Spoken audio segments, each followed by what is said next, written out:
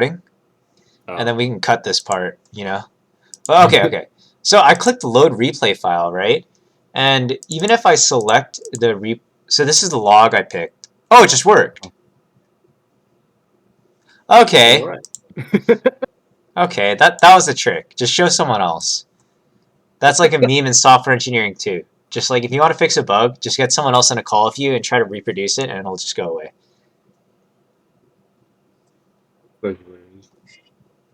Okay. But yeah, I was like, hey, do you want to do an action token? And he's like, no, I prefer no rules. And I was like, all right, that's fine. Like Yeah. I'm not gonna be the guy that's like insists that you go against your principles. I So understand. so I was like, okay, I accept. Well, no token is fine. I just have to play out of my mind. And then I think there was one time where he let me take back a pretty bad move. Mm. Well, he hadn't moved yet, but he let me. Um, so I think it was reasonable, but still, it ended up losing him the game. Yeah. So basically, this is us just chatting about the preferences. All right. Oh, I skipped ahead too much. That's okay. So basically, he starts off with low musters. You drew a card and then he mustered. Okay. No, I played Kindred of Glorfindel. I also don't remember. I didn't get his password. So not Kindred. Oh. I played Thranduil's Archers. Okay. Good play. Good play. Yeah, if you have the card, it's like, and you have a Yeah. Palantir turn one. I think it's Yeah. reasonable. Yeah. I'm looking at the rest of my die, and I'm thinking, even though I have another playable card, I'm probably going to move twice this turn. Yeah. No, I agree. So we'll see how that goes. So he didn't roll a bunch of musters, so he didn't roll too well. I mean, at least he gets one muster, but definitely not happy to see. Save. Nice. Yeah, 2 movements on the Free People side. While You muster. You don't just move here. no, because I'm thinking. What am I Just in thinking? case, right? I'm thinking. There's no way. Well, what am I playing around? Well, there. So you could get a reveal. You could get hit and then revealed, and you could. That's hide true. it. I think that actually happens to me. Yeah. Yeah, this ends up being a mistake. But mustering Gondor towards war is pretty ends up being pretty important for me. So we'll you see how might that. you might end up doing that anyway, which you probably do, but like it doesn't hurt to save it for last. You know what I'm saying? That's what I'm saying. So here I move and I get hit and then I get revealed. So it exactly happens as you say. So in one of Galahad's games, Peter M does this really cool move where he takes a random companion here instead of killing Gandalf. And basically, it has only a 1 in 7 chance of being bad for you. Meaning, if you hit Strider, It's bad. it's But really anybody bad. else? But it's anybody okay. else, it's pretty good because you either kill off Gandalf like you intended to, or you get a Hobbit into Buckland. And here I am looking at Kindred of Glorfindel. I'm going to draw a bunch of strategy cards. I'm thinking I have a decent chance at Fear Fire foes. And then from Buckland to the Shire, suddenly the North is at war and do becomes pretty tough. But That is I'm a risk, though. I don't know if you risk Strider. exactly. I've So been burned I'm way too looking at much. the board and I'm thinking Shadow's pretty slow right now. I Mhm. don't feel like I have to take a risk.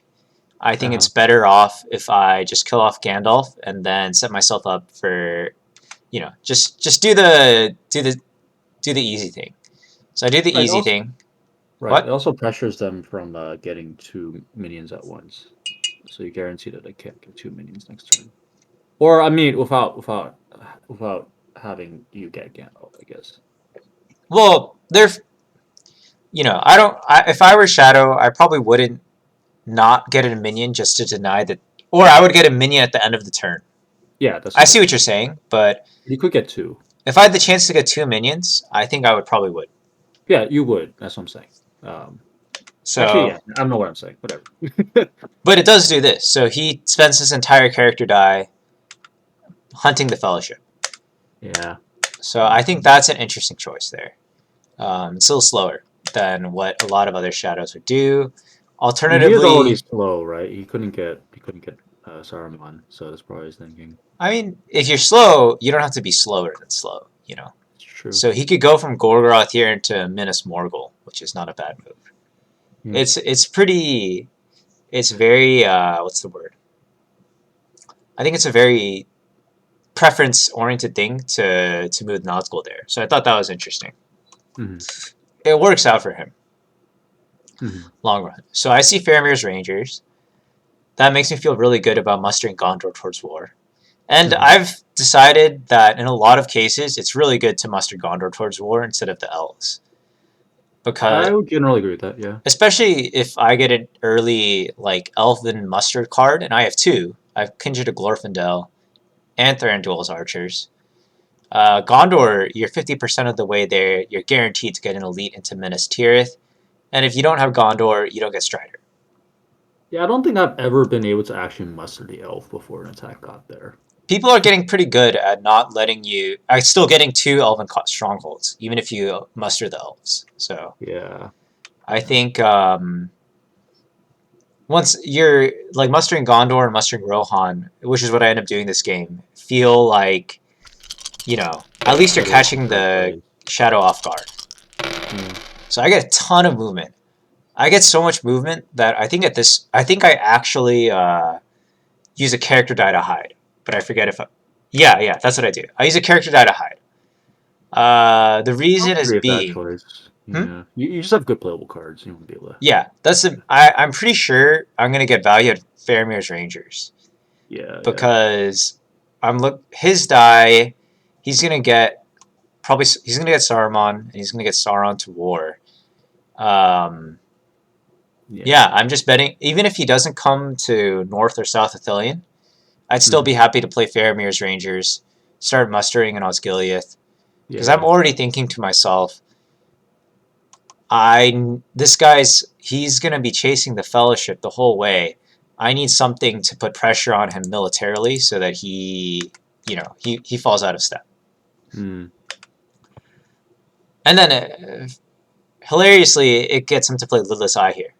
He plays Lidless Eye? He played Lidless Eye, yeah. Suspect.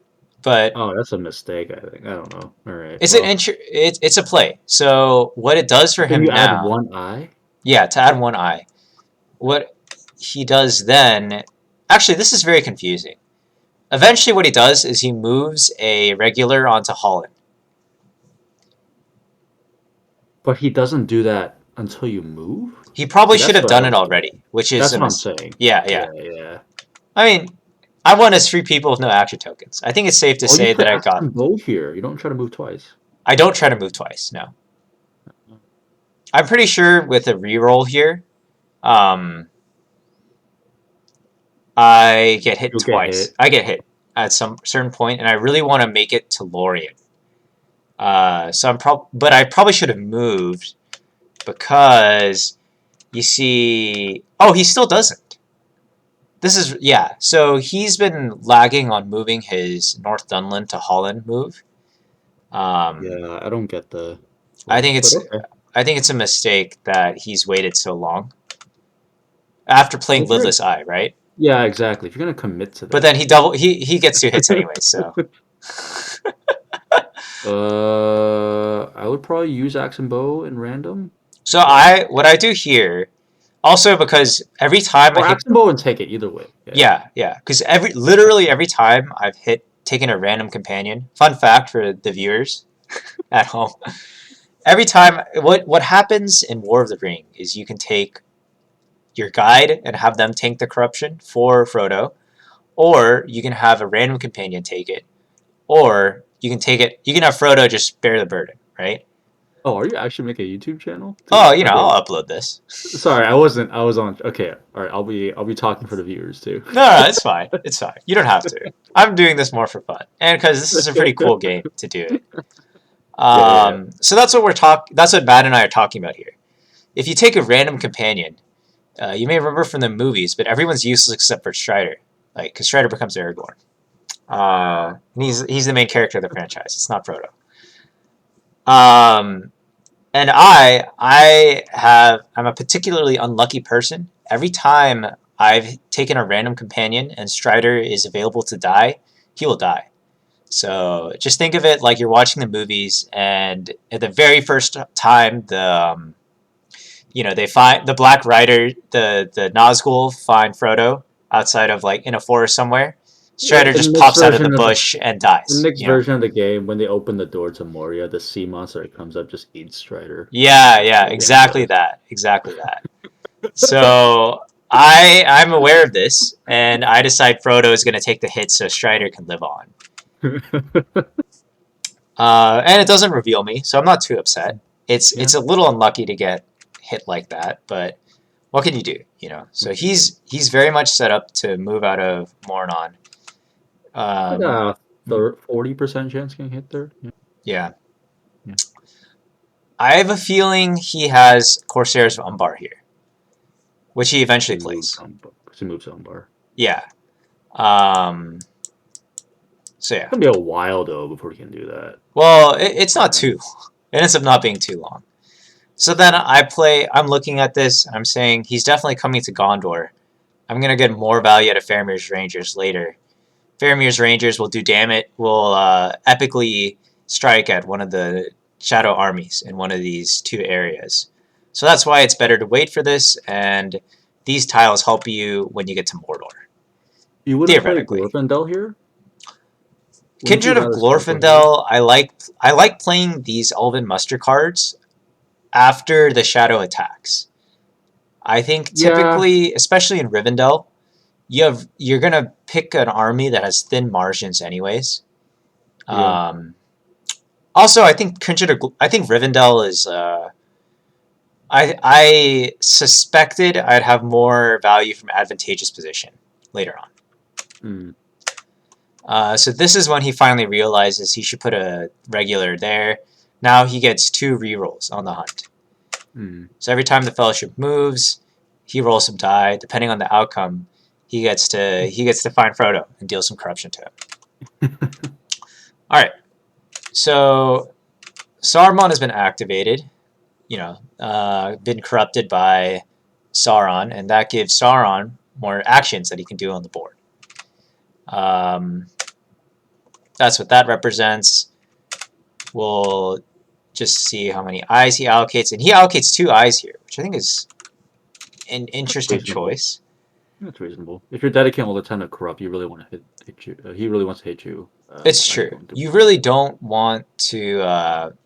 If you have 2 units there and you only end up with 1 die, it does feel bad. I think it'll be interesting. I don't know, because on average he'll roll 1 extra eye, right? 3 eyes with 2. That's kind of what you want with the strategy that's going forward in terms of consistency. So I don't disagree with this play. It's an interesting. It's choices. I think alternatively your military is going slow, and I think it hurts him later on because you're not going to really be able to get Gondor meaningfully under siege here. Yeah, that's true. So maybe with an extra action, you clear out Pelargir, which is an important location, as we'll find out later. Yeah. It's a give and take. So there's some interesting stuff here.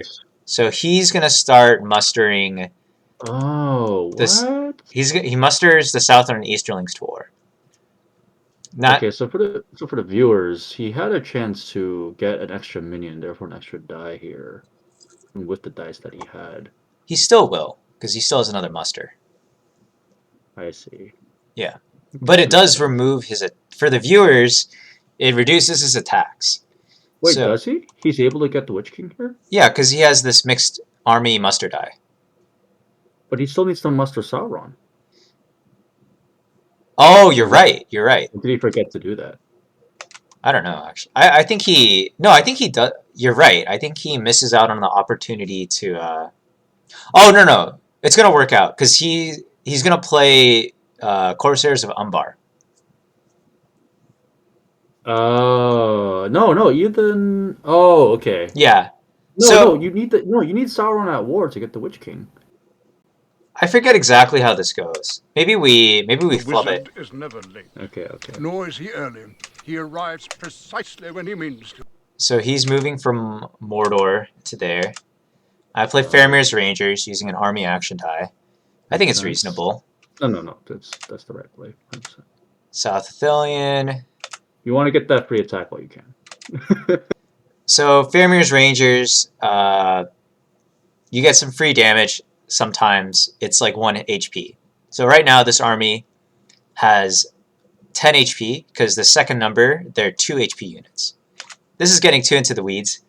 Basically, you'll see that I've recruited some Faramir's Rangers, as the title suggests, into Osgiliath. And so they hang out there. So he does move Sauron down. Yeah. So he did move the Southland and Easterlings to war in lieu of getting the Witch King, which is interesting.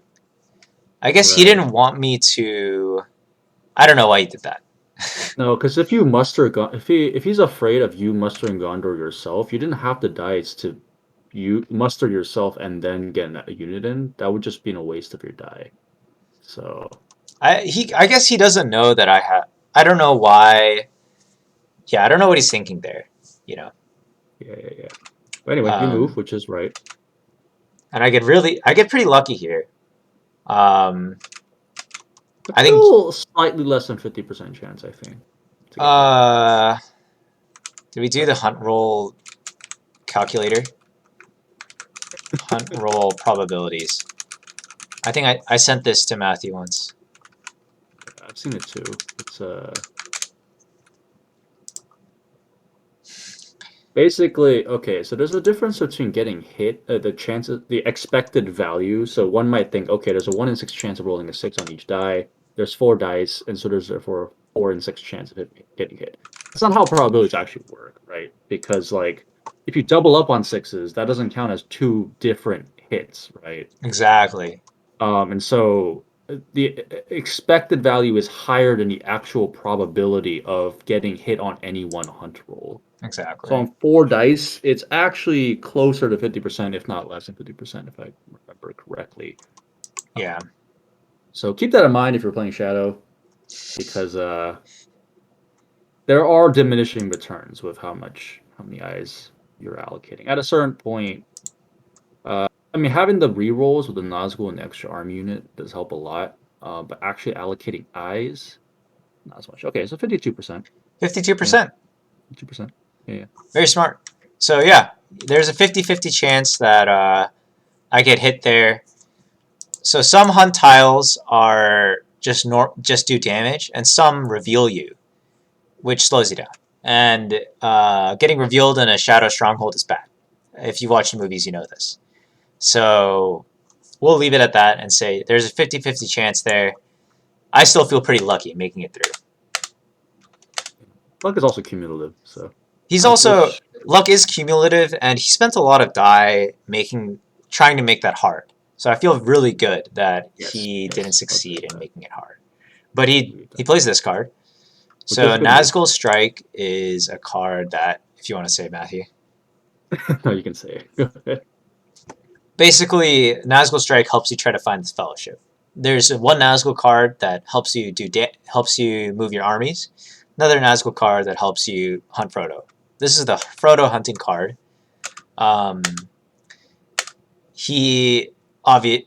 It's expected from here, on your second movement, with 2 rerolls, you're at 80% likely. It's very likely that he hits.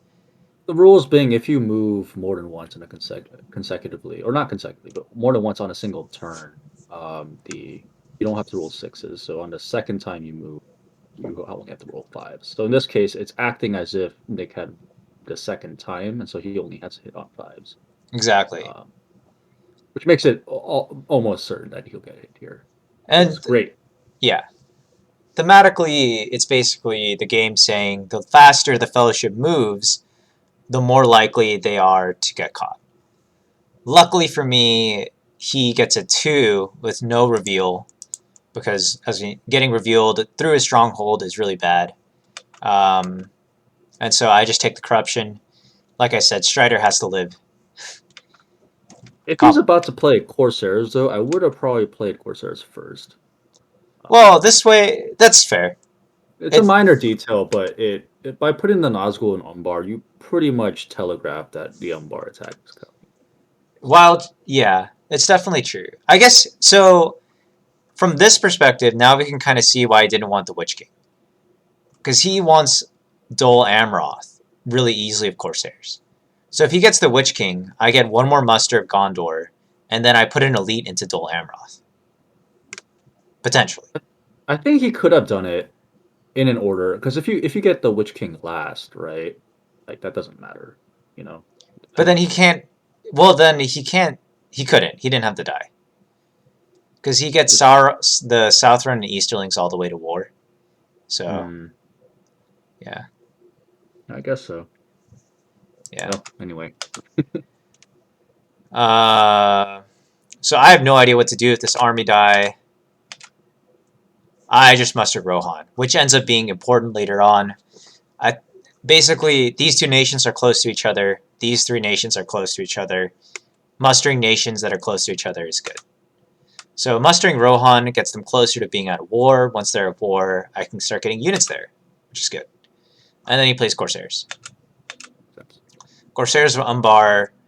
I don't think this is in the movies, but basically they ride a ship all the way to Dol Amroth and surprise the free people. So. Well, in the movies, the ships get ambushed by the dead men of Dunharrow. So. Oh, I see. No, that's helpful context because clearly the dead men of Dunharrow will show up, but not here. It's a lot of work, yeah.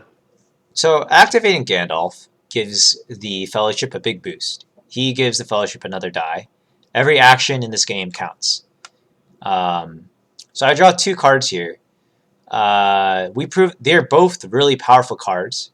We prove the Swifter is really good for moving the Fellowship, or moving companions. Because companions cannot typically teleport around Middle Earth. They have to move.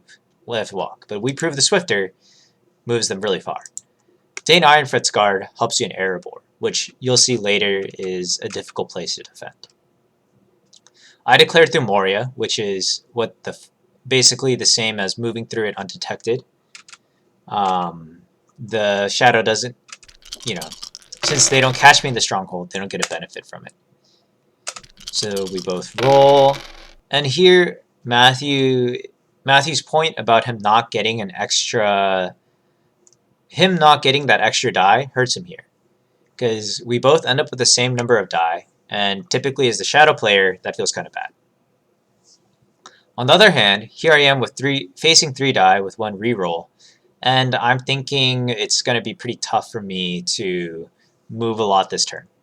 So the Fellowship's goal is to get to Mordor and Dunk the Ring, right? So I'm debating, going back and forth. Eventually I decide to move first. Makes sense. The advantage here being if he's going a heavy corruption strategy, which kind of is what they've been doing, he can have the opportunity to move an extra arm unit, therefore giving another reroll.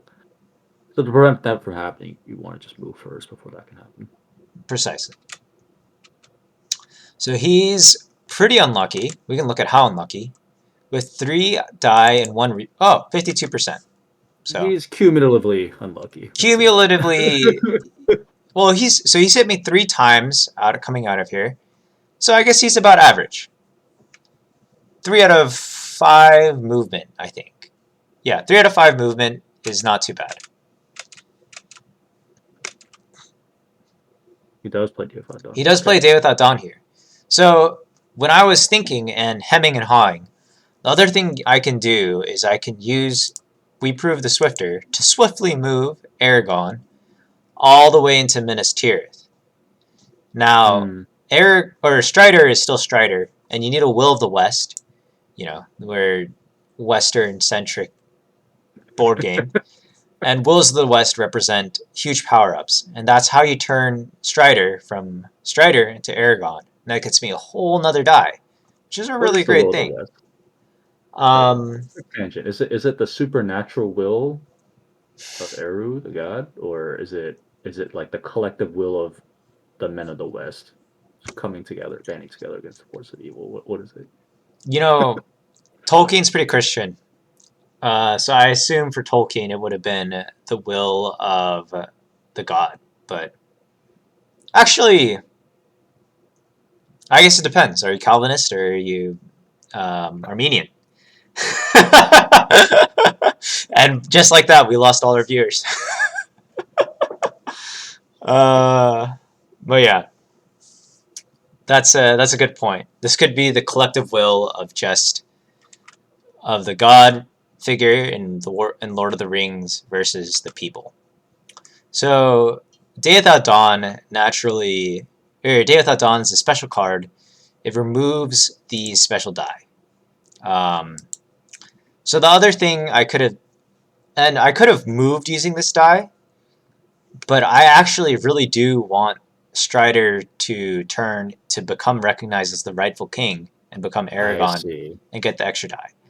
So, and at some point, I'm gonna have to play around Day. So at some point, Day Without Dawn's gonna get some value. Mm-hmm. So my compromise to myself was, okay, herein at some point, I'm gonna have a rough time with Day Without Dawn.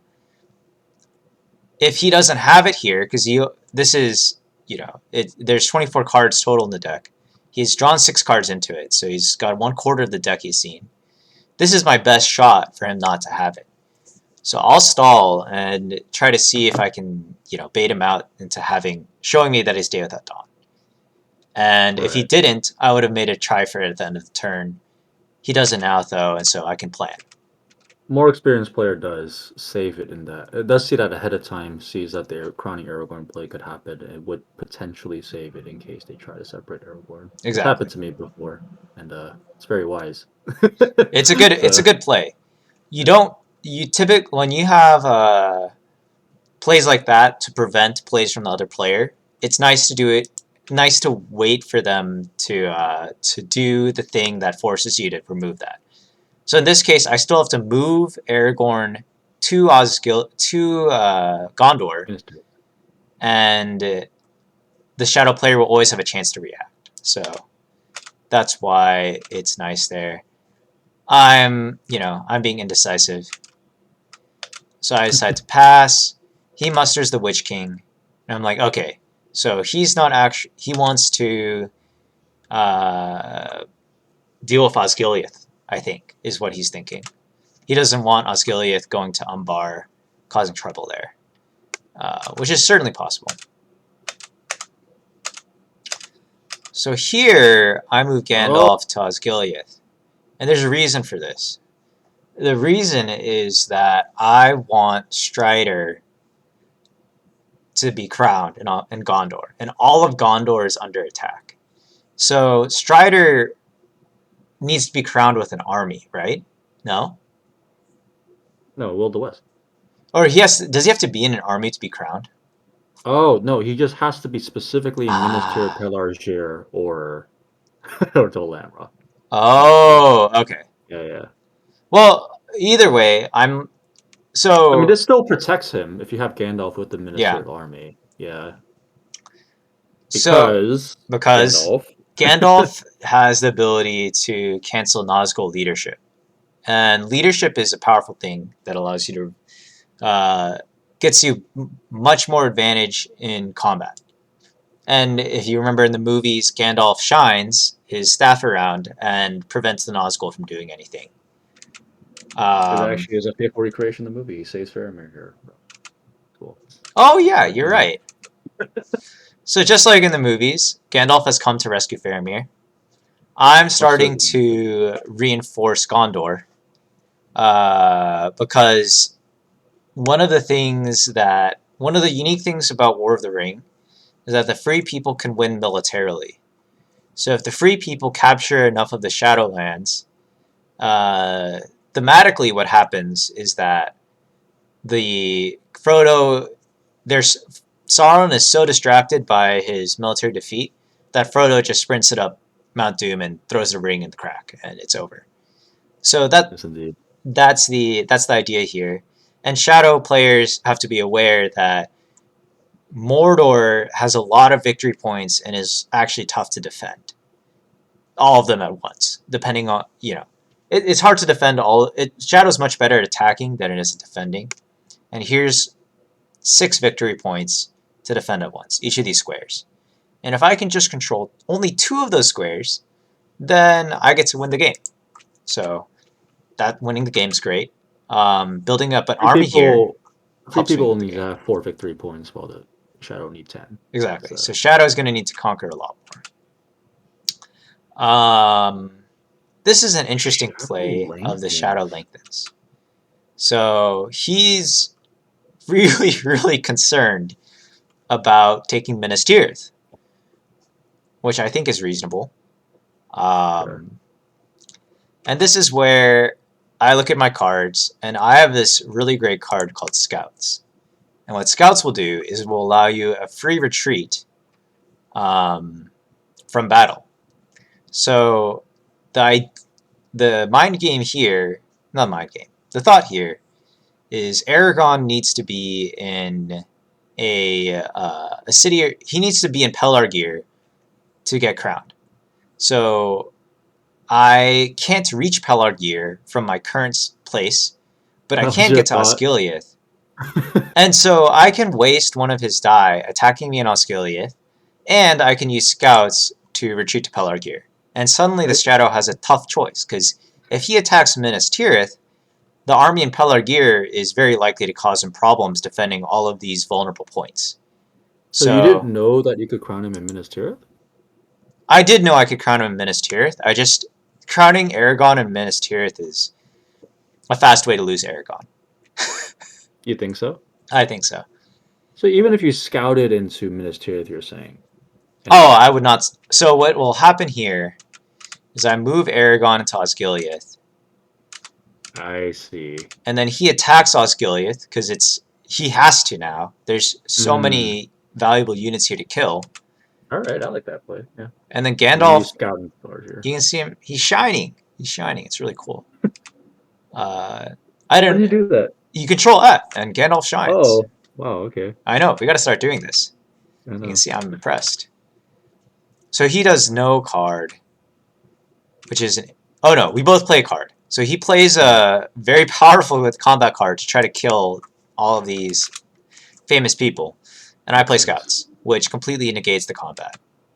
And so now he's sweating because I have 2 powerful units in a protected region. Pelargir is relatively protected. It's not a stronghold, but it's a city, and cities have some protection from the enemy. Mm-hmm. And you remember I said every action matters. So I spent 2 entire actions just to get that to happen, which is not necessarily efficient. But the nice thing is the Fellowship ends up in Lorien. And whenever the Fellowship ends up in a stronghold, which are these squares, or a city, which are these rectangles, the Fellowship gets to heal. And the Shadow has a much harder time harassing the Fellowship. So he can't move Nazgul there, and he has to get a relatively strong military presence in order to put it under siege. Alright. So I heal some corruption. Frodo gets to talk to, what's her face? Do you remember her name? Galadriel. Galadriel. He gets to talk to Galadriel and see the Shire, and is like, oh my gosh, I gotta do this. Gets really freaked out, decides that he has to go. Yep. We'll see how that actually plays out in this game. Well, he doesn't. Yeah, this particular game, not so much. All right, so Perfect I'm from looking your at my die here. This is even better because I didn't actually realize that Strider only. I thought he just had to be in a Gondor region with an army. Okay, no, it's only specifically the settlements. It's specifically The strongholds or cities. Got it. Yeah. So I actually spent a long time thinking about this in game, but in reality, the only correct thing to do here is to crown Aragorn. So that turn gives Aragorn a cool new outfit, and I get an extra die next turn. And you get 1 more leadership. And I get 1 more leadership. Now, the Shadow player can do one of 2 things. He can ignore Aragorn and Gandalf and start taking Minas Tirith. I think this is a really bad idea typically because this army is definitely strong enough to cause issues at this point in the game. Yes. So he's going to do what I think is very reasonable and try to kill it. And so Gandalf shines, once again canceling out the Witch King. Oh yeah. I play Shield Wall, which saves me 1 HP, and he plays Relentless Assault, which is one of the best combat cards, one of the better combat cards against Gandalf. So he is trying really, really hard to kill them. Oh, And got he 4. actually gets 4 hits here. So the average for him is 2.5. Yeah. So you either get lucky or unlucky, but he gets really lucky. 4 is a lot of damage. There's a lot of hits. Yeah. So I am also, but I do get to save 1 hit with Shield Wall. So that's nice. I have a lot of strong combat cards here, by the way. I just wasn't sure. I ended up playing one of the ones that I think is. I should have played a different combat card, apparently. Let that be a lesson to you. Shield Wall is a very weak effect. Shield Wall is not the best, yeah. Yeah, so other options here is Brave Stand would have done better. Daylight would have been powerful, but I want to keep, this card is really good on its own. Advantageous Position would have done really well for me here. I would have only taken 2 hits instead of 4. So, instead of 3. Well, you got 3 hits, yeah. Now, and then in response, I get a pretty nice roll myself. I get 3 hits. But clearly, these two armies are mismatched. So he's going to press, and I will retreat. So this is one of the major mistakes. I retreat to Lossarnach. I retreat to Lamadon. Instead of Lossarnach. So I should really retreat to Lossarnach here. Right. The rule of thumb being, there's 2 reasons. The first is that it's just closer to the action, right? I'm closer to my own units, so I can reinforce myself better. The second being that I'm closer to Rohan, and so it's easier for me to run away. So this is a pretty big mistake. I almost make another huge mistake, and I consider running to the sea. So the benefit here is that this means these guys are totally safe. There's no way that the shadow can kill them. The problem can't be eliminated unless they're attached to an army. Exactly. So they're gonna hide out by the ocean, and the shadow won't be able to find them because they're not exposed. Mm-hmm. But the problem is that from here, it's very hard for them to be able to do anything useful. So I realize I made a mistake. I ask him to let me rectify it, and then I make another mistake. I move to Druidon Forest. Where do you think you should have moved? I probably should have moved to Minas Tirith, and eventually I do that. Right. Because the thought here is similar. I want to get to Rohan because I'm giving up. But I've given up on Gondor too quickly. I spent all these die mustering Gondor. I should really give Gondor a shot. I have all these great cards to play. It's a bad choice. So I think I made a significant blunder there. He starts attacking in Dol Amroth. Also, I'm working in the middle of this game, so I make a mistake. He's nice enough to let me take it back. This doesn't end up mattering. I just discard this card later on, but I don't want to take away from the fact of how nice he's being. So he gets 1 hit. I get 1 hit. Both of this is about average. So he's pressing, and when you're pressing in a stronghold, in order to further a siege, you take some damage. It's part of the way fortifications work in real life. Here I get lucky getting 1 hit. It's not going to make too big of a difference. Presses 1 last time. He gets I get really lucky here, and I get my last hit. Still, he still has a pretty good big army there. So I'm looking at what I can do, and I muster Gondor lead into Minas Tirith, because what else can you do with that army die? I could muster Rohan towards war. but that tends to be inefficient. Just like moving nations down this track. So he plays a great card, making me worried about Lorien, which is smart because then I decide to move in case he wants to attack into Lorien. So I want to get out of there. He attacks this army, so he doesn't have to worry about it. He destroys them utterly. And then I am really freaked out about Lorien, and I move again. Alright. So now I'm thinking, oh goodness, this is going to be rough, because he has a lot of armies ready. He has a huge army ready to attack Minas Tirith. I spent a bunch of die making them stronger, and I'd be kind of sad if they got bottled up in Minas Tirith without much of a fight.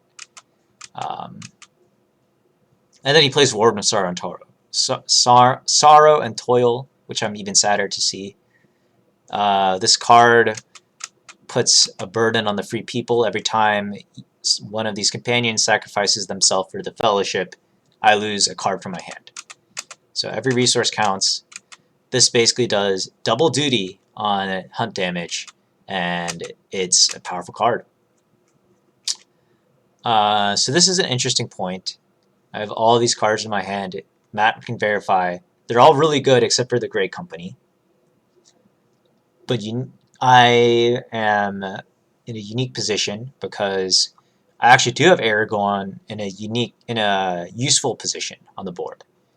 And so the Great Company is a very minor muster effect. It buffs up your army a very little bit and draws you 2 cards, which is a lot of cards. What it does do, though, I've realized it's a good way to draw combat cards because it's 2 strategy cards. If you have a smaller hand, it could be a quick way to get some good combat cards ready. Absolutely. So these are all important things. I really like. So the real choice here, I think, is between Kindred of Glorfindel, which I've already revealed I have, and the Great Company, which he doesn't know I have yet, but is probably the weaker card overall. And I decided to get rid of Kindred of Glorfindel. I am mentally thinking, if he starts going after Rivendell here, I probably am going to have a good time with this army in Minas Tirith. So that's what I think. Right. I don't think it's... I mean, I don't know. Nick and I have a running gag about bait cards. Cards that seem to do a lot, but actually cost more to actually use them. It's true. than the It's benefit true. it gives. And Great Company is one of those cards. But situationally, I think in this situation, that card. Situationally, it is really good. Because he's rolled 4 eyes. And that means moving the Fellowship is really risky. And the nice thing about the Great Company is you can play it using a sword. Right. So- Or Palantir. Right. Or Palantir. The other thing about Great Company, it's the only card in the Free People deck and the Free People arsenal that allows a Free People army to buff up an army outside of the Free People nations. So that is something to consider. It's So- true. It's true.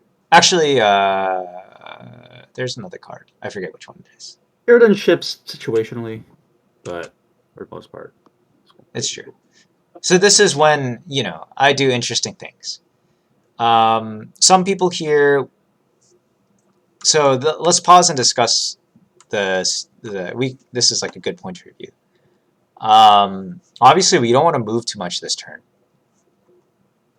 Because if we move the Fellowship a lot, they're definitely going to be found. The Shadow only has 1 attack. So he's very limited in how much damage he can do.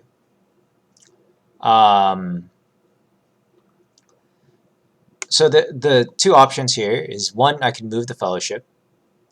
2, I can move these guys into Helm's Deep. Or I can start mustering up Rohan, basically, and I can get Rohan to war. 3, I can do what I do, and I move them into Minas Tirith with this larger army here.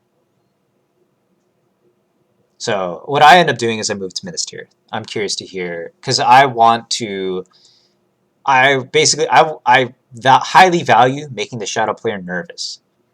And having Gandalf and Aragorn anywhere near Mordor makes your shadow player pretty nervous.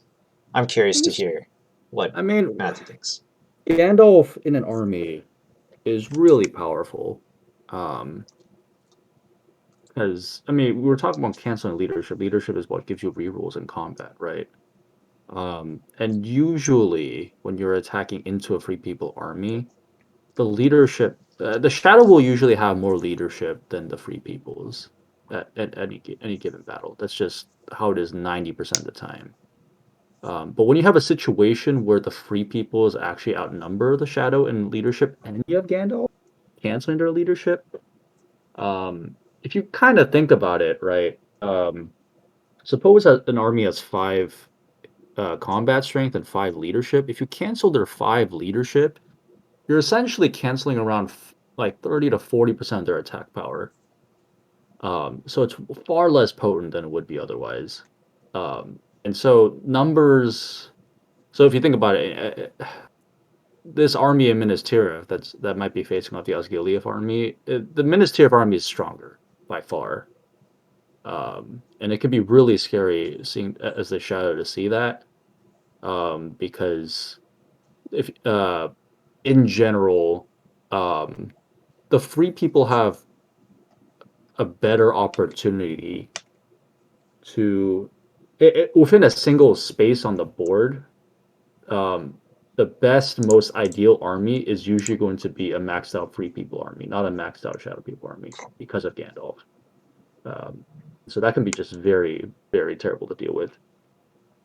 It's not enough just to have one maxed out army. You kind of need to have 2 maxed out armies shadowing that one free people maxed out army. So what Nick is saying about making the shadow panic, it's just a lot of shadowing, for lack of a better term.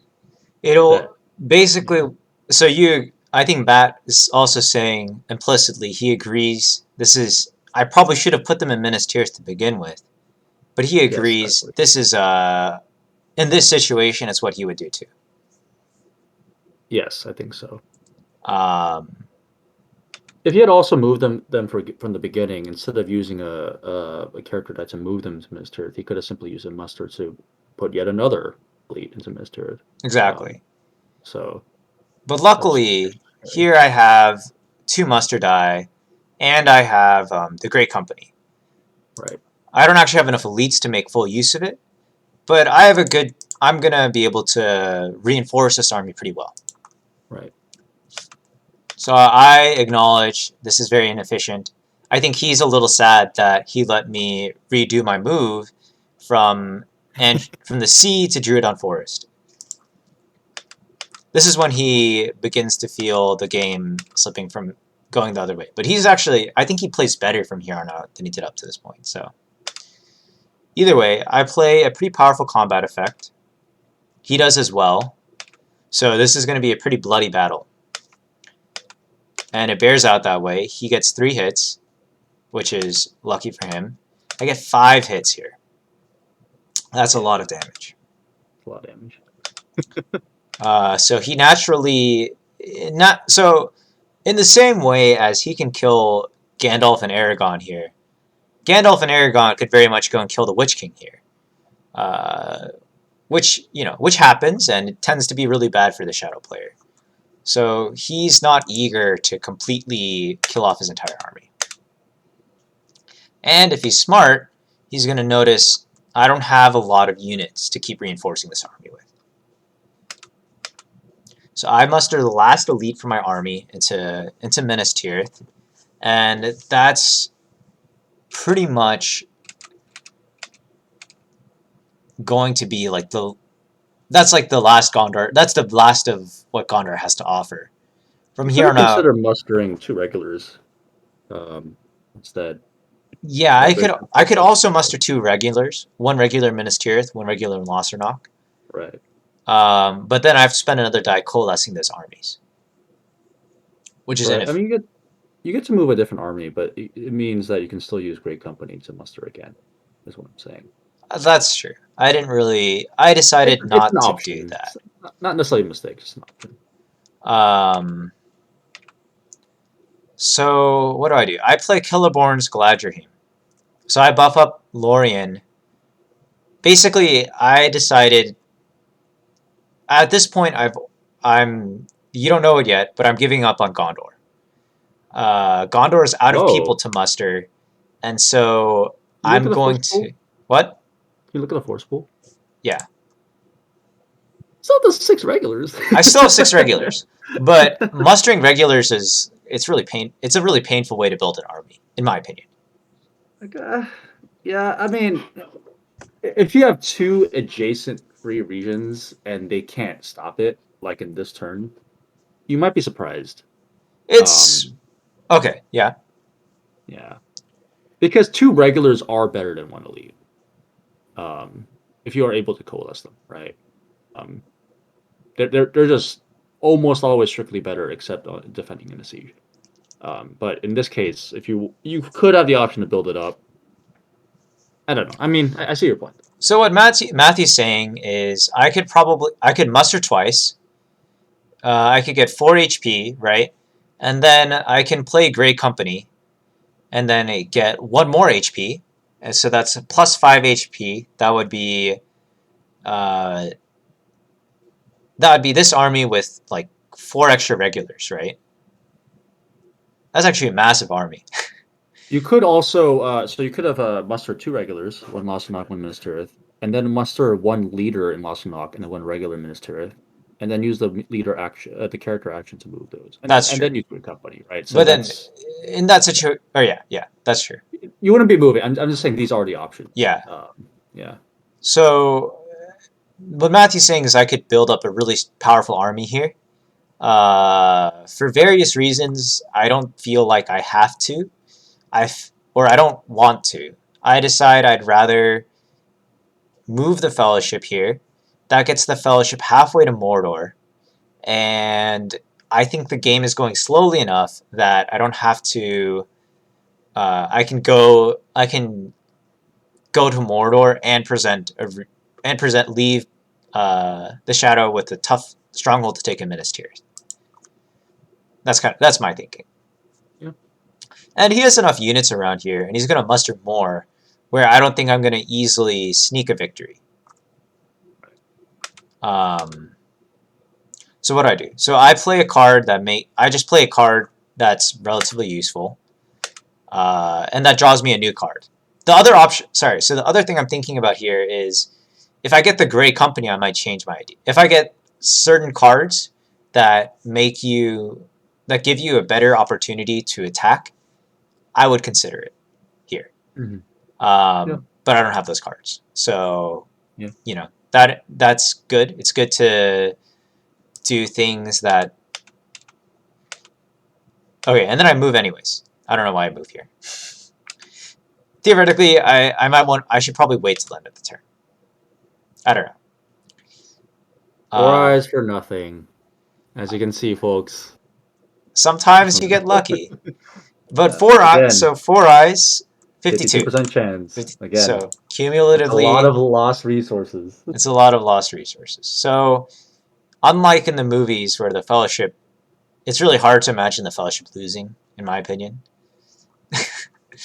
In this board game, at best, it's 60-40 for the Shadow player. Shadow wins at least 60% of the time. So the Fellowship has to get a little lucky and potentially be a little better than the Shadow to hope to win. And I think I get pretty lucky. Oh, and he makes a really great joke here. Well, he cries. What else could an eye do? Because Sauron is just an eye. So all I can do is cry. That's pretty great. He could glare at you menacingly. That's true too. So I'm basically... I notice he's got a bunch of people in North Rune. He's going to eventually come up to the north. I'm just going to make that more awkward for him by playing these cards. Mm-hmm. So he's continuing to muster in Umbar because he's really afraid of this army. That makes sense. As Matthew's saying, this army can grow pretty rapidly. I've do this, which is my most committal and most revealing play. I muster Rohan 1 more towards war at the end because I want access to the Rohan elites.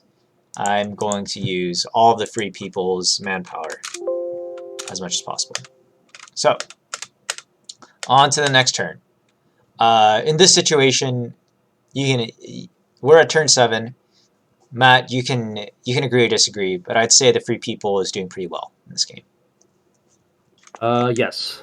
Having 6 dice that early on, I think you had 6 dice around turn 4. Yeah. Turn 5, right? If that doesn't go punished, the economy of that dice, because the free people starts with 4, and then the shadow starts with 7. If it's 4 to 7, think of that as the base state. 5 to 8 is free people advantaged, which is why we were harping on why you didn't get the Witch King. You really don't want to be 5 to 8. You want to be 5 to 9 at the very least, or even better, 4 to 9. But in this case, they could have been just been 5 to 9. If it's 6 to 9, if you just do the ratio, that's just far better than 4 to 7. Especially when you consider that the shadow has so much more dice, but a lot of those dice end up being turned into eyes anyway. Yeah. And the shadow needs more actions to conquer the world than the free people needs to defend it. Yeah. So this is a tough spot. They have 3 hard-won victory points, but Minas Tirith is going to be a tough sell. And they don't have any significant armies moving anywhere except in the east. But then you had Dane's Ironfordsguard. That army in East Rune or North Rune, that's not taking Erebor. It's just Yeah. not. So The good thing that's going for them is I would say right now it's probably 60-40 from the free people's perspective. that's a fair assessment. Yeah. It could be 55-45, but we'll do whole numbers here. Warm of Sorrow and Toil is a really powerful card. So you'll see over time, especially if the free people doesn't entirely give up on the Fellowship, which I don't, it's going to cost me a lot. So this is what I roll. That's what he rolls. He rolls 2 eyes, adds into the hunt. I roll my thing. So 3 eyes is pretty good for the hunt. Gives you a good shot to catch the Fellowship. And here's where, this is all Wow. this is all very subjective. But I moved to Rohan. There's there's a lot of cards. If Gandalf and Aragorn ever die, the game swings wildly back in the Shadow's favor. Because you lose the dice associated. You lose the die. I don't have any cards to buff up Minas Tirith. He has enough attacks to take Minas Tirith down this turn, for sure. He actually has so many attacks he can come chase me into Edoras. But that's not, just saying, I've run away here. I think it's high time for me to leave. He's gonna take the rest of Gondor. Matthew may or may not disagree, but It's a safer play. Yeah.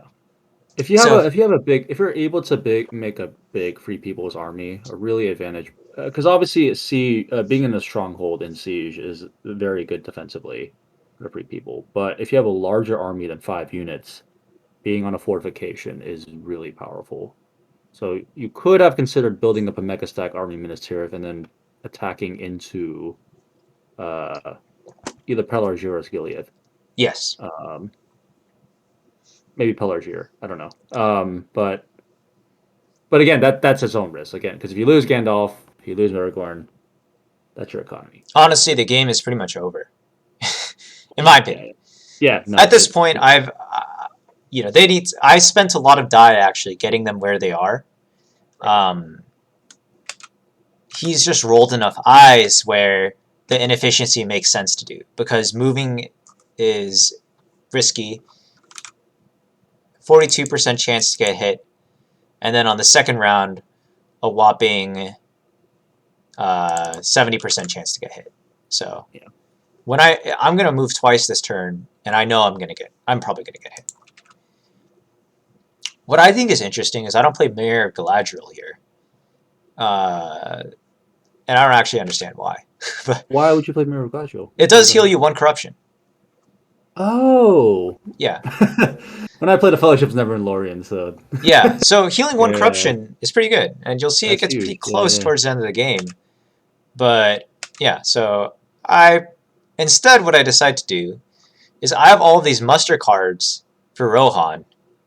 And I'm kind of not playing this correctly. I should probably play Mirror of Galadriel, heal a little bit, make him feel rushed, so he tries to kill Aragorn and Gandalf, lets me muster up Rohan for free, and then play these cards then. But, you know, now that I'm reviewing, everything in hindsight makes a lot more sense. So, the reason why I fled to Rohan is because I knew I could defend Rohan. You don't muster Aramir and Edoras? No, because I don't want him to take Helm's Deep for free. I'm mentally planning, and this is what, if as a shadow player you're trying to read what the other side's think, you're always trying to read what the other side's thinking.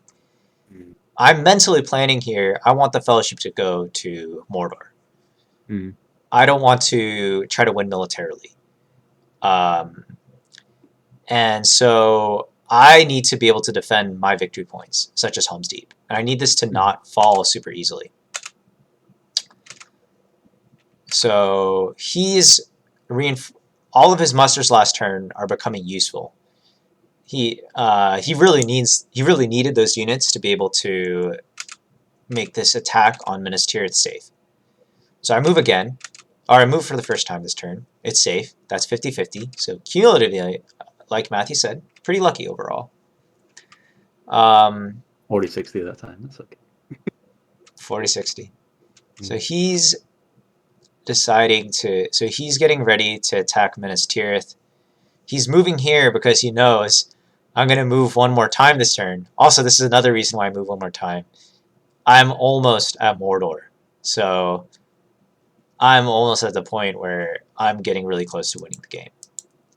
If I ever get to Mount the Cracks of Doom, game's over. So it's really nice to be in that position. So I move. Here he finally hits me, draws a 3. That's great for him. It would only be better if he revealed me. So here, like I said, I consider taking Legolas, and then I decide I want to actually take a random companion. Because if a hobbit can get to Fangorn, he can go and talk to the Ents and convince the Ents that they want to go to war and kill Saruman. That's a good point. But I draw a random companion and ends up being Legolas anyways. I mean, there's also a cost to drawing a hobbit, because then you'd have to take 2 corruption. So Yes, it's true. It's true. I take 1 corruption anyways. And it's true, I always get the guide. Warm Nassar and Toil here now takes that card that Matthew and I were talking about, Mirror of Galadriel. So I don't have the option to heal from that anymore. And so you can see it's already taxing my resources. Maybe next turn I'd really like to get the heal before I go into Mordor, but I can't do that anymore. Mm-hmm. So he attacks Minas Tirith. Makes sense. So he's debating leaving a guy in Osgiliath because if you remember from the movies, you can move the Path of the Woses leads from Rohan into Gondor. But he's, I think he's decided if that happens, he probably loses the game. And I think he's right. So you can't play around everything. Last action I do is I move Rohan all the way to war. You don't move Fellowship. What? No, I don't use a ring to move the Fellowship. There's a couple reasons. First is that I think I could still get Path of the Woses. If I get Path of the Woses, I don't want... I can move to Osgiliath. No, what I'm saying is, like, if you don't want to get into Mordor this turn, I don't think you had to move a second time. That's what I'm saying. It's possible. I just think it'd be really sad to... That's true. I didn't know what else to do with the I guess with the second character die, I could have played the... That's a good point. With the second character die, I could have healed 1 corruption. So, I think Matthew's correct here. That second move was risky, and I'll pay for it later. Because if you have 6 dice, chances are extremely high that you'll have at least 2 movement. In worst case, you can use a ring. And if they have cool weather, Actually, 3 movement is pretty. and now that I think about it, you get an extra. Mirror of Galadriel changes one of your die to Will of the West, so I could have moved twice anyways. Right. It just made no I mean, sense. it changes the character die, so no, you'd have the same amount of movement. Oh, it changes a but character die? It has to be a character die, yeah. I thought it That's why changed I any realized. die. No, I've been burned by this before. Oh, really? A veteran player had to correct me. Okay. We'll never know. No, I'm 100% sure about that. Okay. So it's the same amount of movement. Basically, yeah. Oh, so this. Yeah. Go ahead. Go ahead. It's a risk that didn't have to be taken with that second movement. Yeah. Matthew's basically saying, I'm going slow enough that, or I'm winning enough that I don't have to rush. I should just take my time. Whether you think you're winning or not, the point is like, it's not a progressive goal, right? It's like you either get into Mordor at a certain turn or you don't, right? Like it's a discrete turn. So you either decide you're going to get in and start climbing on turn 8, or you decide to get in and climb on turn 9. If you know you're going to climb on turn 9, maybe it's better to spread out the pain as much as possible in turn 7 and 8. So Matt's also, one of the things about War of the Ring is that you need to get to Mordor, and then the next turn you can start climbing up the mountain. So Right. any extra movement beyond getting into Mordor, it's not very useful. There's a situationally useful, but we're not going to cover that. It's not useful in this case. Right. So here he plays Dreadful Spells on Minas Tirith. This is also interesting. You could also attack into Fords of Isen, now that Rohan's at war. But, yeah, I think it's an interesting choice.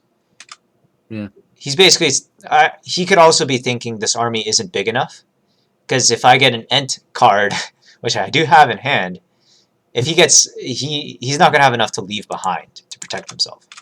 I mean, the other thing is, if you leave Minas Tirith alone, you could presumably muster another leader into there, which makes it even harder. That's true. So, That's what I would start doing next turn, is I would start mustering more in Minas Tirith and make it stronger. right. So I don't remember Matthew if it was 5 or 4, but you've hit me with a lot on Dreadful Spells before. He only gets 1 hit. That's very sad. Yeah. The game is still pretty much in the free people. Maybe it's like, I would say it's still 60-40. But these things turn. Turn 8, and he only has 3 victory points, and Rohan's at war with 2 companions. It's not looking great for the Shadow. Yeah. Well, it turns out it's 60. In my opinion, it turns out to be 60-40. Because We'll see. We'll see. We'll see. This game can swing hard. Yeah. So he rolls many more musters, which he's probably not happy to see. The less tax you have, the slower your conquest of Middle Earth goes. I roll a crap ton of movement. So this is 5 movement in a turn. You expect to roll 2 movement. You expect to roll 3 movement. 3.5? 4. 3. 2 sides of the dice are... Our character, and also Will the West is a movement. Yeah, so actually it's 50. 3. It's 3. It's 3. So I roll way more than expected. So I'm like, all right. Thank goodness I have the great company here to do something else with my movement. And I do decide to move here. This gets me into Mordor. Yeah. One of the weird things about War of the Ring, getting revealed into Mordor is not as bad as you think it is. I mean, in general, in my position, it's better if I don't get revealed, obviously. But every once in a while, you gotta get hit. I have escaped the detection. You draw Mary. That's great. And I draw Mary here. So I do a random companion, and I get Mary. So hobbits, just like in War of the Ring, just like in the movies, they don't die if they're caught immediately. They get to be taken alive, and they free themselves in Fangorn. It's not guaranteed like that, but for our purposes, you did get Mithril Coat's thing. I did, but it's not going to matter. Oh yeah. He got it with Warm Star and Toil. Yeah. So he just discarded one of the best cards in the game from my hand. So you win some, you lose some. So here he gets to draw an extra tile because I landed in Mornon. He draws a useless tile for him. So that's that. Quite that.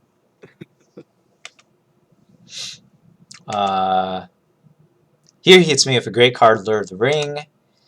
But so Lure of the Ring is what happens to Isn't a Boromir. great card? I mean, you want to do damage to the Fellowship here, for sure. But you kind of want to get Gollum in your position, right? Doesn't this help you? It turns out. You'll see. We'll see. So on average, it takes 8 corruption to climb up the mountain. On average. 10. There I had 5 points of HP in the Fellowship and 3 points of damage in the corruption. So that puts me at 2. On average, I make that climb. Now I have 3 points. So, that puts me at -2. I make the climb really easily. There's like practically no way I die on the climb, not from corruption at least.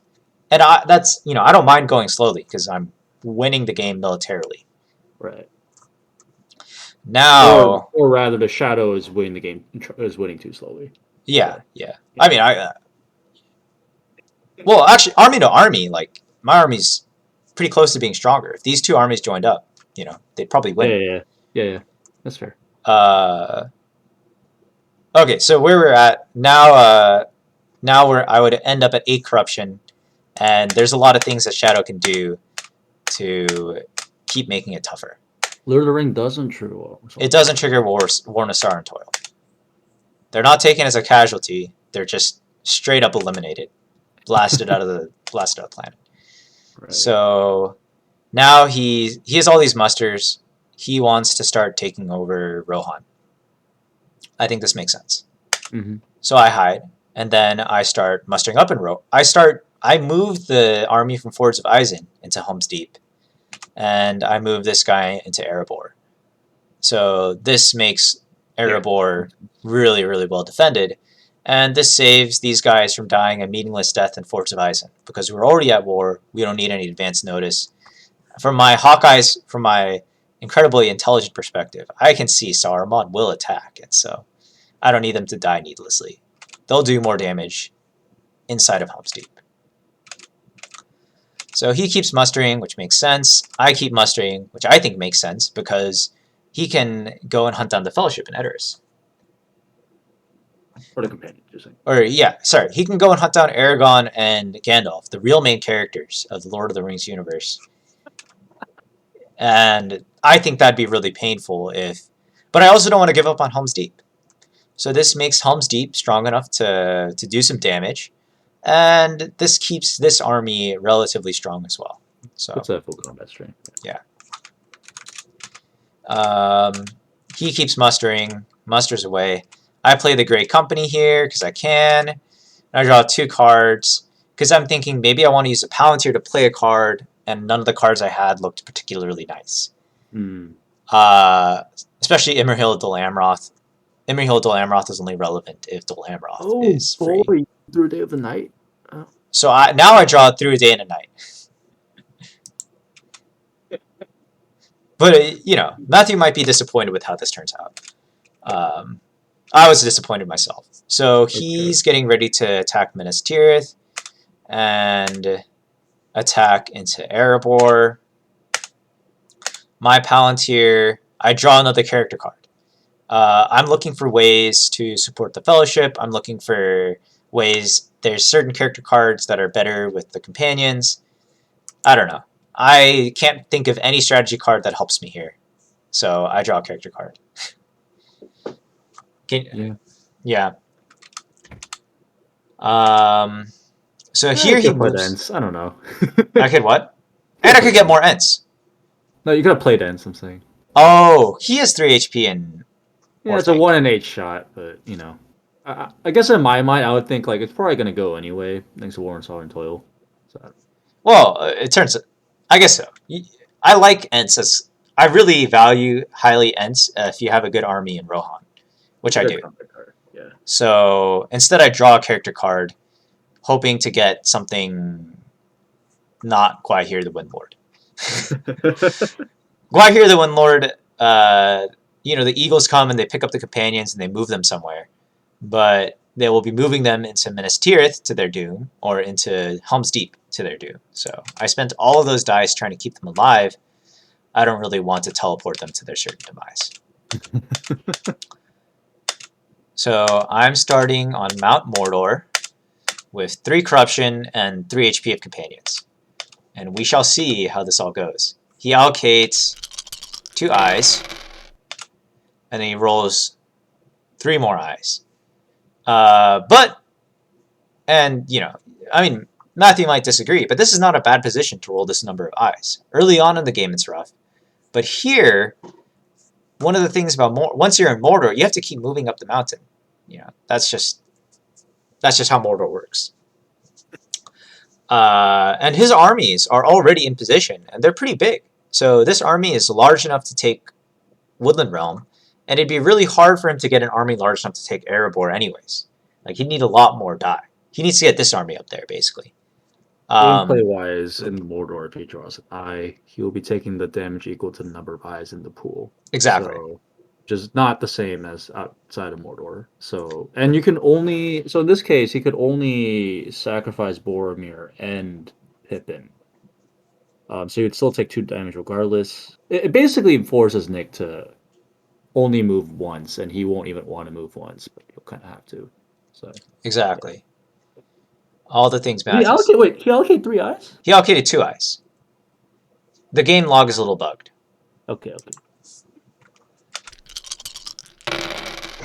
And thankfully, I don't roll too much movement. Right. And I I would like to see a lot fewer eyes here. Right. So what do I do first? I'm thinking really hard about what to do here, because I have Through a Day and a Night. And this is like a really powerful card. It moves companions really far.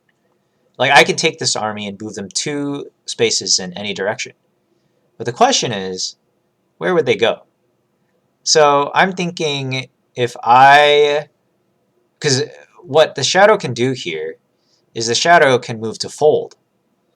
Move one little orc regular to Fold, and then he can start beating up on Aragorn and Gandalf. Or I guess he could move half his army. Basically, I was a little afraid that these guys would get hunted down by this army. Matthew was saying how Gandalf makes your army really strong. That's true, except against Saruman's army. Saruman's army typically counters Gandalf's army. So these numbers, as you see them, are actually correct. This army is significantly more powerful than the army I have in Edoras. Apparently Gandalf's light does not affect wargs. It does not affect wargs. That's what diversity does, guys. So I'm thinking, what do I do here? I could run this army away. I could run away with this army and just Through a Day and a Night, but then I put them right next to the Witch King. Because I'm thinking if I get to Morn on here, which I can do, I probably win the game. I have a good shot to win the game next turn. Because I have 2 movement from Through a Day and a Night, 3, 4, and then I have 2 movement, 3, maybe I attack into here, 4 or 5. Maybe that's what I should have done. So that's 1 dice, 2 dice, 3 dice, 4 dice. And then I'm relatively well set up to win the game next turn. Because I only need to take 2 strongholds here. So I'm thinking really hard about that. But eventually I decide not to do that. Because I'm thinking he's rolled a really slow turn. His armies are huge, so he's going to be able to make it work, but it's a relatively slow turn. I should just be happy moving the Fellowship, which is what I do. Oh, you move here? Yeah, I move here. I mean, you should move, but if you're going to move first anyway, shouldn't you start by mustering an Edoras? Why don't I muster an Edoras? I don't remember why I don't muster an Edoras, to be honest. I have no idea why I don't do that. Yeah. So I kill Boromir. He takes Gwaihir the Windlord. Good riddance. The Eagles are not coming. He starts playing. Oh, I also move because I'm scared. Because there's red tiles. That is true. That's true. Yeah. So there's certain things Shadow can do. These red tiles, and I'm going to hit it later on. They make the climb up Mount Mordor significantly harder. So I'm thinking of all this, and so I want to move before he does anything that makes my climb worse, because there's already 5 eyes. Is that the right thing to do? I don't know. So this is our current hunt pool. Basically, everything but the blue tile, the 1s and the 0s are fine. But everything else is going to cause me some problems. All right, Now I must turn Edoras. Now, because I don't have enough movement anymore. I don't feel like I have enough movement anymore to go and meaningfully threaten Mordor. I decide I'm going to just make Rohan really big. And maybe I'll go and relieve the siege at Minas Tirith. Maybe I'll do something else. Maybe they'll walk normally. Who knows? That's a good point. So he attacks Helm's Deep, which is a relief to me. Oh, yeah. No, that's a mistake. He will probably get it, but he is leaving a huge army here that will come back to bite him. Right. Which is what happens. So I get a regular and a leader, because now I'm at 5 leadership. Threat play. He attacks Helm's Deep. And this battle is about to go poorly for him. He does play We Come to Kill into advantageous position. So this is really good card play from him. My card does nothing. His card does a lot. Mm-hmm. I should be better. I should be better about this, honestly. We Come to Kill is an easy first card to play. So he gets 2 hits there.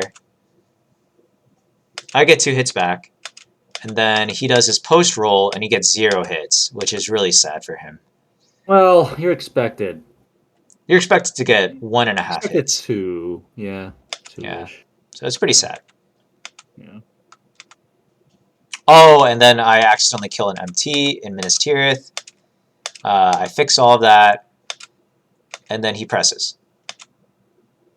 Here I play Shield Wall. He plays Deadly Strife. Deadly Strife is a card that basically turns a combat from friendly to absolute destruction. So what's the end card do you have? Is it the one that is 2 miss hits? It's +2 hits. Or it's +2 to your combat roll. So it's one of the weaker end cards, in my opinion. Yeah. But it's really good for retaking strongholds, which is what I do. Spoiler alert. But yeah, so because he plays Deadly Strife, he takes 4 hits here instead of 2. Yeah. And he deals an extra hit because of it. Or he deals 2 extra hits because of it. So Deadly Strife did what it was intended to do, but it does make his army a lot weaker. So he presses all the way down to regulars. No, this is a mistake. This is a mistake. And then he goes for the final battle. Honestly, this is unexpected. This could have gone a lot worse for him. He gets his 2 hits. I get 1 hit. He takes it. But he will certainly question why he did that, because now I'm doing what Matthew suggested. I mean, Rohan is a lot freer than Gondor was, in my opinion. Wait, you didn't play? Oh, this is just bugged, right? You're Yeah. using dice here, right? What? You're using dice here, right? Just bugged. What do you mean? Oh no, you guys are, because you have more dice than him. Okay. I have more dice than him, yeah. Okay. Uses Grond. Yeah, that makes sense. So he's probably going to take... Grond is like the sub-general of the Witch King. He helps the Witch King take strongholds real quick. Grond's the ram. Oh, the ram? The battering ram. Oh, I didn't remember that. Okay, Grond's the battering ram. You don't remember that scene? I don't. Or they're chanting Grond? No. As this huge pig fire thing, ram-looking thing. Ram, I gotta watch the don't. movies again, man. I'll get there with Susie. But so he rolls 3 hits there, which is pretty good. Which is pretty good of Kroll's death. A little lucky. I rolled 3 hits. That's very lucky. It's not going to matter too much. I decide to play Confusion here. because if he rolls a bunch of 1s here, Confusion will do a lot of damage to him and make the rest of this combat much easier for me. He rolls no 1s. He doesn't get any hits either, but you know, he does his card effects. He gets 1 more kill out of it. He gets 2 more hits there. I think it's pretty lucky. I get 1 hit. I think that's very average. So Minas Tirith is left like this. It's pretty hard to, it's definitely going to die. Maybe I should have been drawing strategy cards and looking for Guards of the Citadel, but he takes it in 1 combat anyways. So he presses here, which is definitely correct. He gets his 1 hit, as expected. Clears out Gondor. Now, if Aragorn and Gandalf were there, that's probably not possible to do. So that's probably why, you know, that's something to consider from what Matthew was saying. I could have saved a lot of die not moving them to Rohan and just leaving that as a big old sticker for the Shadow to deal with. But I think they end up pulling their weight in Rohan. Because... I mean, because the player ended up not attacking Edoras, yeah, this is a much better situation. Yeah, so what else could he have done? I think if you have less die there, you pass. You just let the free people do something and commit to something, and then you can decide afterwards what you want to do. Yeah. So you muster 2 more regulars. And then I put Helm's Deep under siege. Oh, you didn't muster any. Okay, you just attacked. Yeah, you have enough. Yeah. So I have enough units here to take Helm's Deep.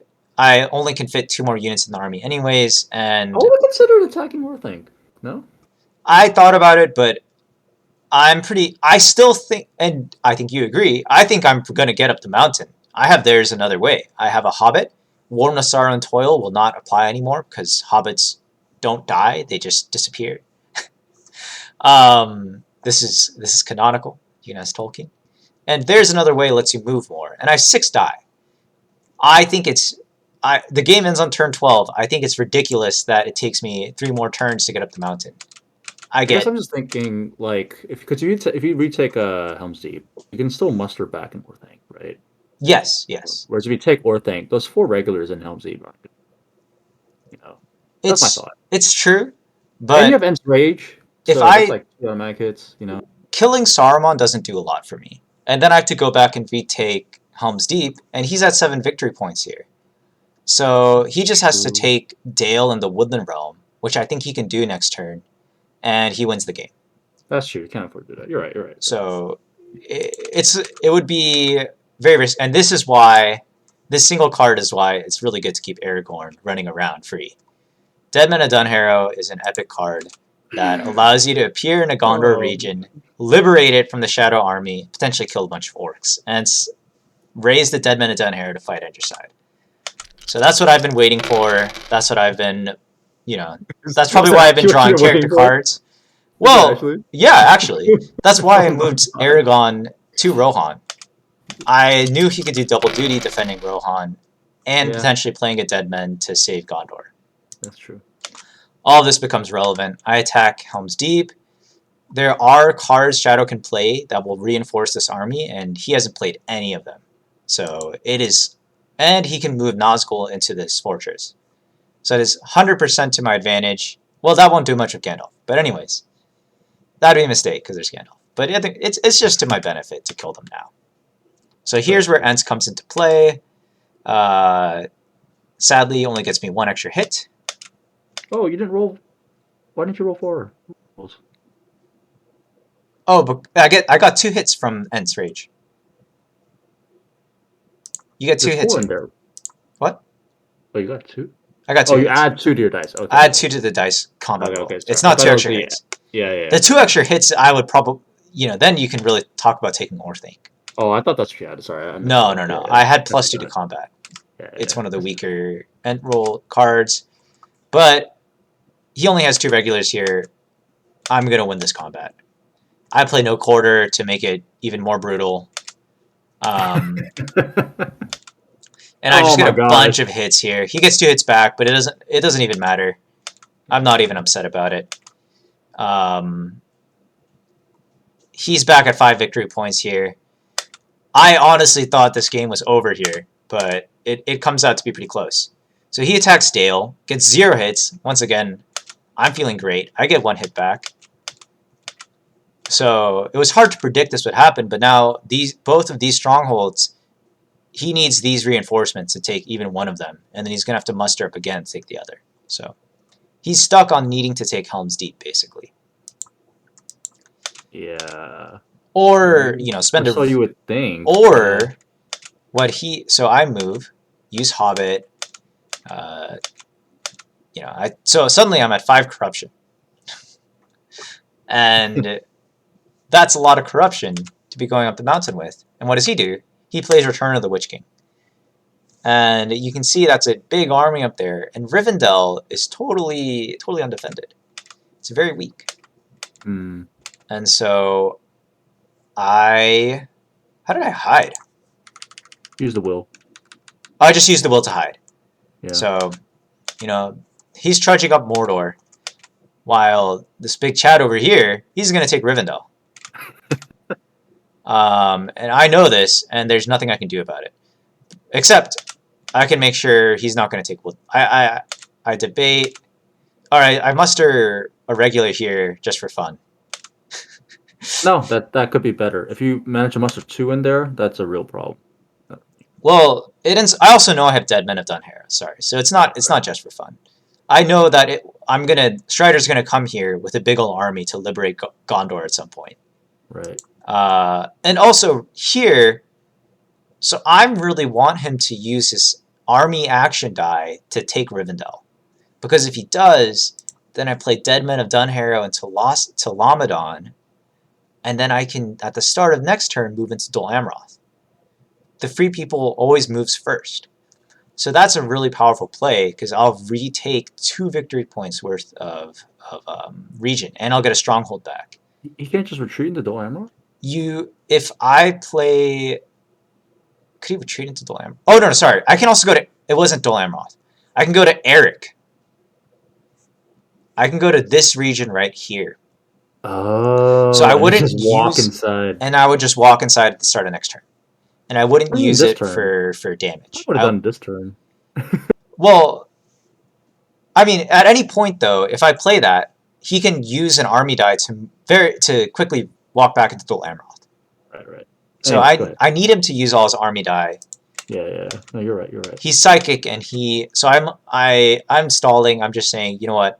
I'm going to move the elves down, because he's going to try for both Elven Strongholds, or I don't know. What else am I going to do with that muster die? You can say something. Yeah. I guess I could muster another regular. Matt has a lot of faith. Another regular Helm's Deep. Yeah. The 2 regular muster, Matt has a lot of faith in it. I've never seen a 2 regular army do anything, but that could be a me problem. Anyways, so you can see he's left with this die here. So I have to Dead Men of Dunharrow into a different region. I could wait on it, but I don't have anything better to do with a Palantir. I could use theirs another way, but I think I'm going to be able to use that next turn to win. I could use theirs another way here to move. Probably wouldn't move either, yeah. But I like using it. I just like using this card differently than that. It's hard to explain. What I end up doing, I'll show you what I do with that card. I think it's better than playing it here.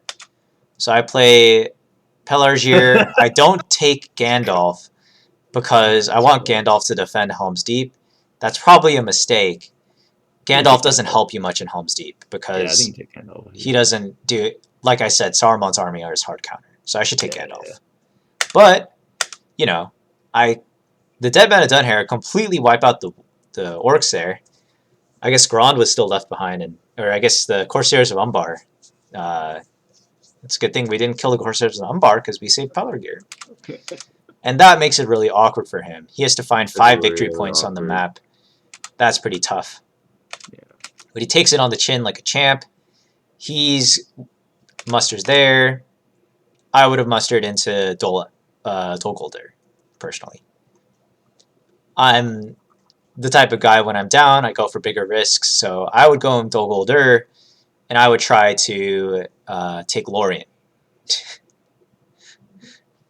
Yeah. But Oh, no, anyways, Woodland Realm, right? Because you take Rivendell, Woodland Realm, yeah, and then I'd probably try to walk into Edoras. that's fair too. I would start heading. Dol Guldur is probably better, but what he ends up using it for is to try to defend his Gondor strongholds that he took. So Yeah, he no, allocates that an makes eye sense. because he has to. He doesn't have to, but he rolls this crazy roll, and I'm thinking I just win the game here naturally because he only has one eye. It's really hard for me to die to corruption here, and I have enough movement to win the game, plus a ring. So rings allow you to change any die result to any other die. So Oh, you sweet summer child. I actually he's played a game today where it was a similar situation in terms of I think he had enough movement. That's it. So I decide to muster the elves towards war. He plays the shadows moving. I think because he's afraid. I don't know why he does this. Once Oh, again, this is a mistake. Yeah, you gotta put a Woodland Realm under siege. so naturally I muster another elite. Maybe tilt is a real thing in War of the Ring. Honestly, the less tilted you get, the better you are at the game. It's a real skill. But this is where it starts getting real bad. As Matt probably was thinking himself, and maybe this guy's thinking this too. He's like, if I stall the game long enough, I'll win. It's the shoes on the other foot now, because he's gonna start dumping a lot of damage into the Fellowship. So he draws an eye there, which is really sad for him. But now he keeps going, and he gets 2 corruption. And I don't reveal here. Oh, because Gollum. Because Gollum can reveal here and reduce the corruption. And I'm getting pretty high, but I still want to try to win. Yeah. So what do? I pass again. He's moving armies. He's attacking Rivendell, and then I realize I've made a mistake. Because actually, oh, he doesn't do any card here. He probably should have done a card. Oh, he has no cards in hand. That's why he does that. Okay. So he takes Rivendell. You made a mistake because I didn't make a mistake.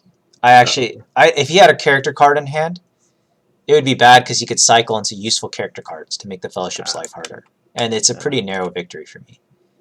So Eagle. Because I end up looking at this. I look at the hunt pool, and I realize that I'm pretty unlikely to dunk the ring. I have 3 movements, and I have to dodge eyes and a 3 reveal and a 3 stop on all 3 movements. Or just one of them. No, you're right. All three. Yeah. Yeah. So I realized that I actually really need this to be able to win the game, and I feel like I need it anyways. And maybe that's more important. Is how I feel. So now I move, and I hit an eye, of course. So I get another corruption, and I'm getting real close to just dying. And of course, this also means I couldn't have won the game this turn. So I flip back, and I left that all to the end because I wanted him to rush his military and fail. I didn't want him to. If I try to go up the mountain and then he realizes he can see me not make it, and if I hit the eye, then he knows that I'm not going to make it. He can know he has the rest of this whole turn to try to win the game, potentially next turn too. Right. So I move at the end to maximize the amount of things he has to keep in mind, but it did allow him to play those 2 tile drawing cards, which is painful. Now he's starting to get ready to present a real threat to Rivendell. I move. This is a pretty clever move. So I move to Old Forest Road. And that makes it really annoying for him to get there. Basically, I don't know. What did he do? Oh yeah, he moved from he moved his armies into Fords of Isen again. And he's still protecting against Ents. It's probably a mistake to do that, but it's okay. You mean you just go for it? Yeah. Yeah. So now we're on turn 12. And this is the turn the game ends.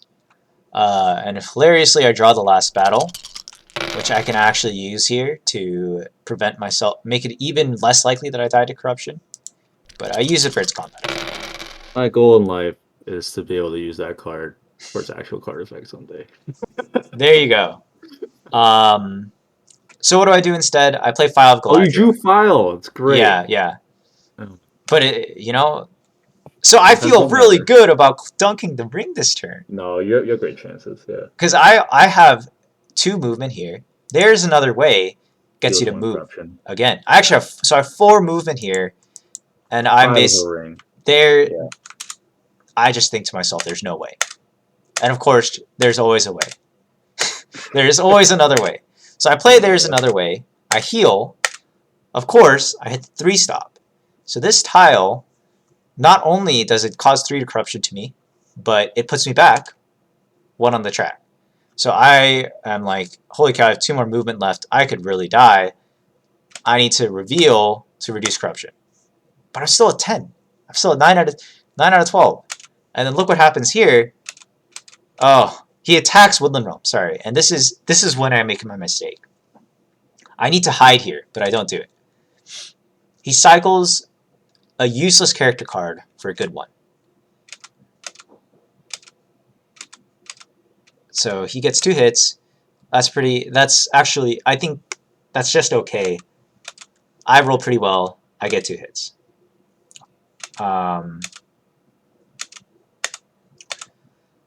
So he keeps attacking. I decide to use this card here because I feel like No, that's fine. Yeah. What else am I gonna? I'm not gonna play this card. No, yeah, So. yeah. I'm just thinking to myself, Woodland Realm holds, I'll be happy. And then it 5 holds hits. by a long shot. Gosh. Oh yeah, he plays Deadly Strife into it, right? Yeah. No, he plays Desperate Battle. Desperate Battle will also make your combat very bloody. So Oh, God. 5 is pretty good, but yeah. But then I move. I hide. Yeah. I still have enough movement to win this game. Win this turn. It's literally impossible. The only thing that could kill me is if I die to corruption. You have another red tile in there? No, I don't. It's literally impossible for me to lose the game unless I die to corruption. So the 3, if I have to hit the 3 and then the I. I didn't realize this actually. But I have to hit both of those tiles in order to lose the game. Yes, that's exactly. And it gets pretty close. So he's going to reinforce to Woodland Realm. Actually, even if I hit both... Yeah, actually, if I hit both, I just explode. You have to hit both. Yeah. I explode on the mountain. I get hit with the 1 reveal here, and then stupid me, I say I can take 0 corruption here by revealing. I have enough movement, and then I don't. There's literally no way I can lose. Actually, if you hit one in the eye, that still kills you too. So. So if I reveal here, right? My dumb mind is saying, yeah. So if I take the corruption here, the 3 kills me and the I kills me. I think to myself, if I don't take the corruption here, then only the I kills me, actually. Because otherwise, I can reveal myself in the Crack of Doom, it doesn't matter. The 3 only does 2 damage, and I escape with 1 HP left. I reveal to reduce corruption, and then he plays Morgul Wound. So now, that whole reveal does nothing. I'm seriously considering here about waiting a turn. Because I'm thinking, if I wait a turn, next turn maybe he rolls 0 eyes. I'm definitely not going to lose the game here. No, you got to go for it. You got to go for this turn. But it's so rude. It's actually rude to him because it's on turn 12. This is already a 2-hour game. So War of the Ring is not about just winning. It's about being kind. That's what Tolkien would have wanted. No, I think also the chances of the situation is even worse next turn is somewhat high. That's true. He could also he could play. He allocates 1 eye. He has 9 dice to roll. What is he allocating? You're expecting him to allocate 2 dice. or one more than one dice, right?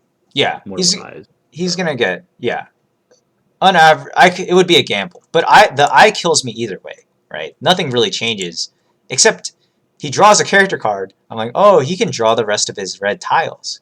So that 3-stop, there's a bunch more like them, and they would cause me a lot of problems here. So I'm saying, So I move here, and the game ends. wow. And I end the game. Actually, with well, I could reveal to reduce the corruption, but I end the you game gotta say 11. with 11 corruption. And then he's really sad that he let me move Gandalf and Aragorn around and waste his time in Gondor. And he feels really bad about it. I feel a little bad too. I promise that the next time we play, we won't let me take back moves. But yeah, that was a pretty epic game. But it's crazy, right? Because at the end of all of that, like Matthew and I were saying, it felt like a 60-40 game for a really long time. But by the end of the game, I have a 1 in 9. I have 2 in 9 chance of losing. 2 in 8 chance of losing. I have a 25% chance of losing the game on the last movement. So Yeah. it's a pendulum. Yeah. So we can stop the recording here.